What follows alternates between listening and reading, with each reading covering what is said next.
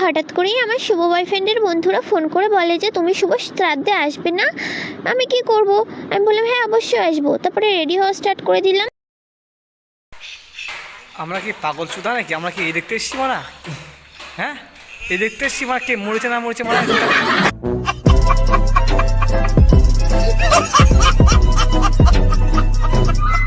আমি শুভ বয়ফ্রেন্ডের দেওয়া প্যান্টটা পরে নিলাম। এবার কিন্তু চেনটা আমি মনে করে আটকেছি তো।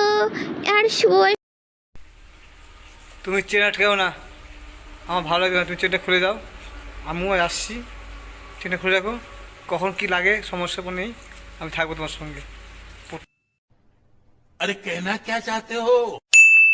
যে চোখটা ভালো লাগছে না বলো তো, মুখটা একটু লাল লাল করে নিয়েছি আর একটু লিপস্টিক পরছি। আর চোখের উপরে একটু বেশি কালো হয়ে গেছিলো বলে একটু উঠিয়ে নিলাম। কেমন লাগছে আমাকে বলো? চোখের নিচে